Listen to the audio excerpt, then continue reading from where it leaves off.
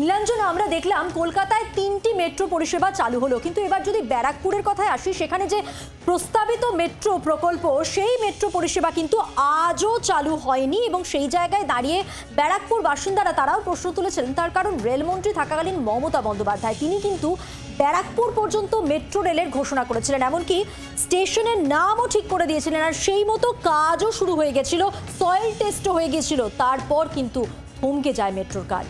একদমই, আমরা একটুখানি বিস্তারিত এই গোটা বিষয় নিয়েই জানি। ব্যারাকপুরের বাসিন্দারা কি বলছেন প্রথমে শোনাই আপনাদের। খুবই দুঃখের বিষয়, আর কি ব্যারাকপুরবাসী পেল না মেট্রোটা। অন্যান্য জায়গায় তো হয়ে গেল, সব জায়গায় হয়ে গেল, এখানে খালি রাজনীতি। মমতা বন্দ্যোপাধ্যায় তো ঘোষণাও করেছিলেন। হ্যাঁ, ঘোষণাই করেছিলেন, তারপরে নামও মেট্রো রেলের নামগুলো ঘোষণা করলো, স্টেশনের নাম কী হবে, তারপরেও পেলেন না ব্যারাকপুরবাসী।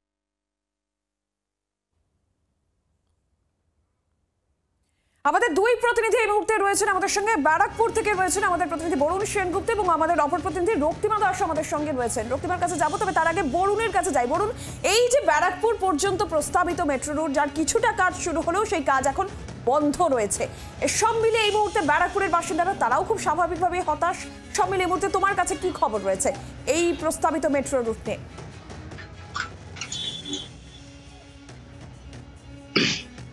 দেখো, ব্যারাকপুর, আমি যেখানে দাঁড়িয়ে রয়েছি একেবারেই ব্যারাকপুর, এই একেবারেই শিল্পাঞ্চলের প্রাণকেন্দ্র, সেখান দিয়ে মেট্রো যাবে এটা কিন্তু স্বাভাবিকভাবে প্রত্যেকে ভেবে নিয়েছিল। আমি যদি একটু রাস্তাটা দেখাই, এই যে রাস্তা বিটি রোড, এই বিটি রোড দিয়ে মেট্রো কিন্তু যাওয়ার কথা ছিল। এই বিটি রোড দিয়ে সোজা গিয়ে নোয়াপাড়ার সঙ্গে যোগ হবে মেট্রো, এবং সেখান থেকে দমদম, এমনটাই কিন্তু প্রস্তাবিত ছিল। আমরা দেখলাম সেখানে দাঁড়িয়ে কাজও হয়েছিল, অর্থাৎ ব্যারাকপুরের যে মেট্রোর কাজ, সেই কাজ কিন্তু চালু হয়ে গিয়েছিল, সয়েল টেস্ট পর্যন্ত হলো। তারপরেই হঠাৎই দেখা গেল যে সেই যে জায়গাগুলো ঘেরা ছিল সেই জায়গাগুলো সরিয়ে নেওয়া হলো। যেটা অভিযোগ বা যেটা বিরোধীদের তরফ থেকে বলা হচ্ছে যে এই যে রাস্তা, এই রাস্তার নিচ দিয়ে গিয়েছে পলতা ওয়াটার ওয়ার্কসের লাইন, অর্থাৎ যে পাইপ, সেই পাইপ লাইন একদম গেছে টালা পর্যন্ত। যেহেতু এই রাস্তার নিচে রয়েছে পাইপ এবং একদম মধ্যেখানে, রাস্তার মধ্যেখান দিয়েই সেই পাইপ লাইন গিয়েছে, সেই কারণেই কিন্তু এই কাজ কিন্তু বন্ধ করে দেওয়া হয়েছে বা এই কাজ আপাতত স্থগিত রাখা হয়েছে। কবে হবে সেটা যেমন ব্যারাকপুরবাসীর প্রশ্ন, আদৌ হবে কিনা এটাও কিন্তু একটা প্রশ্ন উঠে আসছে। কারণ প্রাক্তন সাংসদ অর্জুন সিং তিনি যেটা দাবি করছেন যে একেবারেই 2200 কোটি টাকা এর জন্য কিন্তু কেএমসি মেট্রো দপ্তরকে দিয়েছিল, কেএমসির এই পাইপলাইন সরানোর জন্য, সেটাও কিন্তু হয়নি। অপরদিকে তৃণমূলের তরফ থেকেও কিন্তু দাবি করা হচ্ছে যে এই মেট্রো তারা দায়ী নয়, কেন্দ্র সরকার, তারা ঠিক মতো টাকা দেয়নি, যে বিপুল পরিমাণে পয়সা দরকার সেই পয়সা দেয়নি, ঠিক সেই কারণেই কিন্তু আপাতত মেট্রো এখান দিয়ে হচ্ছে না। যদিও বিজেপির তরফ থেকে দাবি করা হচ্ছে শুধু ব্যারাকপুর নয়, তারা যদি আসে ব্যারাকপুর থেকে কল্যাণী পর্যন্ত তারা কিন্তু মেট্রো নিয়ে যাবে, এমনটাই তাদের তরফ থেকে বলা হচ্ছে। কিন্তু ব্যারাকপুর পর্যন্ত যে মেট্রোর কথা মমতা বন্দ্যোপাধ্যায় 16 বছর আগে একেবারেই ব্যারাকপুরের একটি মিটিংয়ে এসে তিনি ঘোষণা করেছিলেন, এবং তখন তিনি রেলমন্ত্রী ছিলেন, ঘোষণা করে ট্রেনের স্টেশনগুলির নাম পর্যন্ত তিনি ঠিক করে দিয়েছিলেন।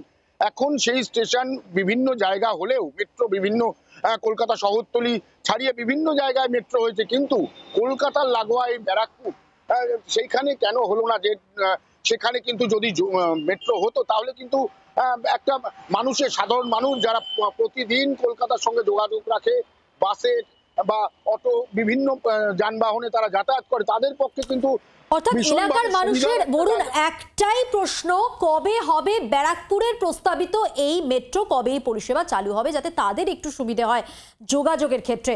এবার আপনাদের বলি, ইস্ট ওয়েস্ট মেট্রো চালু হলেও বরানগর থেকে ব্যারাকপুর পর্যন্ত মেট্রো সম্প্রসারণ নিয়ে একটা জটিলতা রয়ে গেছে। এইখানেই প্রশ্ন, ডানলপ থেকে ব্যারাকপুর চিড়িয়ামোড় বিটি রোডের নিচে রয়েছে কলকাতা পুরসভায় পানীয় জলের একাধিক পাইপলাইন। কোথায় জটিলতাটা তৈরি হয়েছে সেটাই জানবো। সরাসরি রয়েছেন, আপনারা জানেন, আমাদের প্রতিনিধি রক্তিমা ঘোষ। রক্তিমা,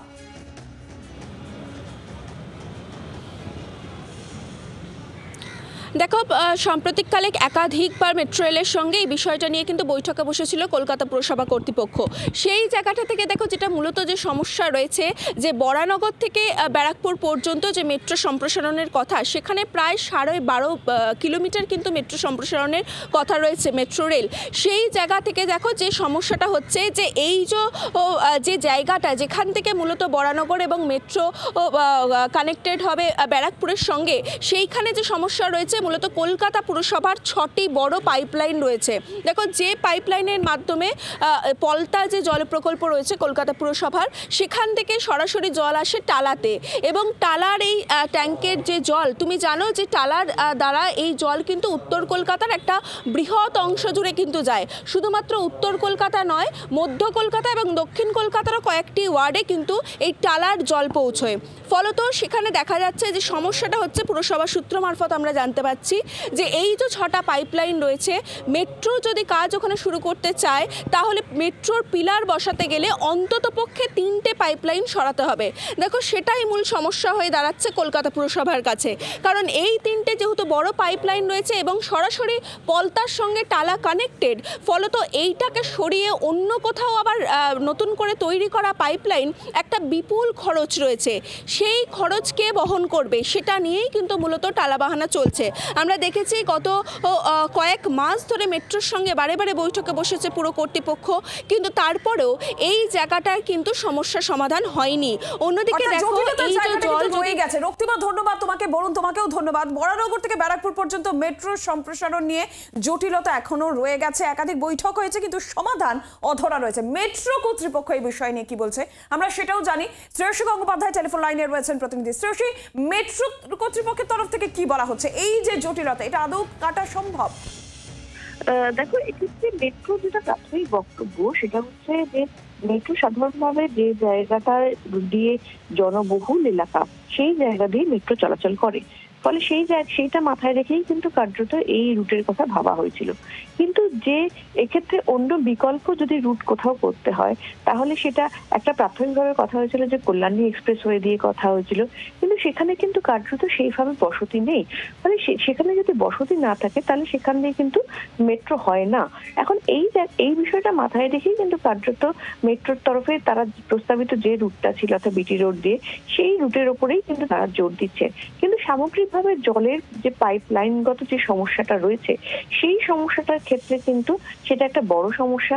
এখন সেই সমস্যাটা কিভাবে সমাধান হবে সে বিষয়ে কিন্তু এখনো পর্যন্ত উত্তর অধরা। শ্রেয়সী, ধন্যবাদ। অর্থাৎ জটিলতার জায়গা কিন্তু এখনো রয়েই গেছে। একাধিক বৈঠক হয়েছে পুরো কর্তৃপক্ষের সঙ্গে, মেট্রো কর্তৃপক্ষেরও বৈঠক হয়েছে, কিন্তু সমস্যার সমাধান অধরাই রয়ে গেছে। আরো একবার জানাই যে কারণে এই জটিলতা সৃষ্টি হচ্ছে, ব্যারাকপুরের চিড়িয়ামোড় বিটি রোডের নিচে যে কলকাতা পুরসভার পাইপের লাইন রয়েছে, পানীয় জলের একাধিক পাইপ লাইন, এর মাধ্যমেই পলতা জল প্রকল্প থেকে পানীয় জল এসে পৌঁছয় টালা ট্যাঙ্কে। কিন্তু মেট্রো লাইনের যদি পিলার বসাতে হয় তাহলে একাধিক পাইপ লাইন সরাতে হবে, আর এখানেই রয়েছে জট।